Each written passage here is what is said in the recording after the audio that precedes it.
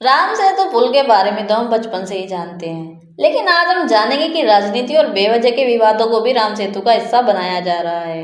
राम सेतु को भगवान राम ने सीता माता को श्रीलंका से लाने के लिए अपनी वानर सेना द्वारा बनवाया था, जिसकी नींव नल और नील ने रखी थी। इसे एडम ब्रिज के तौर पर भी जाना जाता है, लेकिन कभी इसे अटल बिहारी वाजपेयी भी तुड़वाना चाहते थे। राम सेतु भारत के रामेश्वरम से श्रीलंका के मन्नार को जोड़ता है। यह 30 किलोमीटर लंबा पुल था। कहा जाता है कि 15वीं शताब्दी में इस पर चलकर श्रीलंका तक जाया जा सकता था, लेकिन आज समुद्र का जलस्तर ग्लोबल वार्मिंग की वजह से 3 मीटर तक बढ़ गया है और पत्थरों की ऊंचाई जो 3 फीट से लेकर 30 फीट तक है, और इसे देखते हुए लगता है कि जलस्तर कम होने की वजह से तब ये आवागमन का एक बेहतर विकल्प होगा। राम सेतु रिलीजियस और इकोसिस्टम के नजरिए से भी भारत का इम्पोर्टेंट हिस्सा है। भारत के सभी धर्मों में से हिंदू और मुस्लिम धर्मों की आस्था भी इस पुल से जुड़ी हुई है। हिंदू धर्म मानने वालों के हिसाब से ये पुल श्री राम ने माता सीता को श्रीलंका से लाने के लिए बनवाया था, और इस्लाम मानने वालों के हिसाब से ये पुल एडम ने बनवाया था और श्रीलंका के एडम्स पॉइंट पर जाकर 1000 साल तक पश्चाताप किया था। दोनों ही गहरी आस्था से जुड़े हुए हैं। भारत के साउथ के धनुषकोडी और श्रीलंका के नॉर्थ वेस्ट में पंबन के बीच 48 किलोमीटर चौड़ी उभरी जमीनी पट्टी को नासा ने 1993 में जब जारी किया तो भारत के पॉलिटिकल और रिलीजियस लोग आमने सामने आ गए। सैटेलाइट में दिखा भारत के रामेश्वरम और श्रीलंका के नॉर्थ ईस्ट के मन्नार आइलैंड के बीच उथली चट्टानों की एक चैन है जो पुल की तरह दिखाई देती है। यह मन्नार की खाड़ी और पाक स्ट्रेट को अलग करती है। रिसर्चर इस पर अलग अलग राय देते हैं। कार्बन डेटिंग के हिसाब से पत्थरों में मिले सूक्ष्मजीव जैसे फोरमिनाफेरे, कोरल और पोलेराइड्स रामायण के समय के ही है। पत्थरों पर बिछी बालू को 4000 साल पुराना, लेकिन पत्थरों को 7000 साल पुराना ही बताया गया है।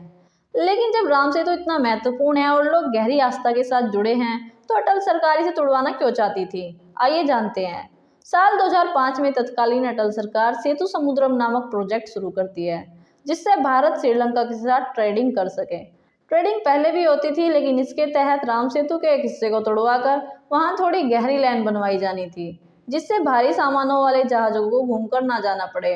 इससे 400 मील समुद्री यात्रा कम होती और 36 घंटे तथा 22,000 करोड़ रुपए के फ्यूल की भी बचत होती। इससे सारे इंटरनेशनल शिप कोलंबो पोर्ट को छोड़कर इसी लाइन से जाया करते। रास्ता छोटा होने के बाद बंगाल की खाड़ी में जाने के लिए श्रीलंका का चक्कर नहीं लगाना पड़ता। लेकिन जब प्रोजेक्ट शुरू हुआ तो दो तरफ से प्रोटेस्ट होने शुरू हो गए, एक रिलीजियस लोगों का और दूसरा इन्वायरमेंटलिस्ट लोगों का। भले ही प्रोजेक्ट अटल जी ने सोचा था, लेकिन उद्घाटन कांग्रेस ने किया। इसके लिए उन्होंने कोर्ट में एक एफिडेविट दर्ज की, जिसके हिसाब से राम सेतु को भगवान राम ने अपने एक ही बाण से तोड़ दिया था। इसके सबूत के लिए उन्होंने दक्षिण भारत की कंबन रामायण और पद्म पुराण को दिखाया, और सरकार को आर्कियोलॉजिस्ट ने राम सेतु को प्रकृति द्वारा निर्मित बताया और यह भी बताया कि राम सेतु जैसी कोई चीज ही नहीं है। इसके बाद कोर्ट ने आर्कियोलॉजिस्ट के एफिडेविट को हिंदू भावनाओं को ठेस पहुंचाने वाला माना। जैसे ही एफिडेविट सामने आया तो प्रोटेस्ट फिर से शुरू हो गया था।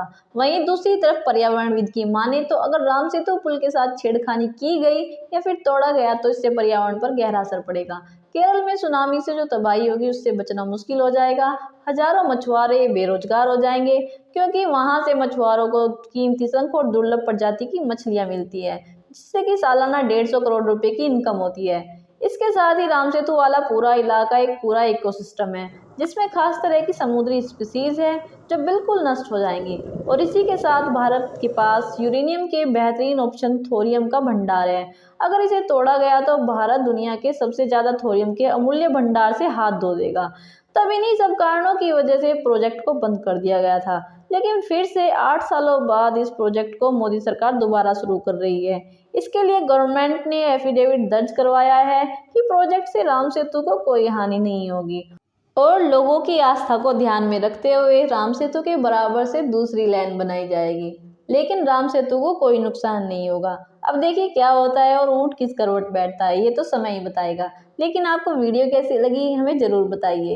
वीडियो पसंद आए तो वीडियो को लाइक, कमेंट, शेयर और चैनल को सब्सक्राइब जरूर करें।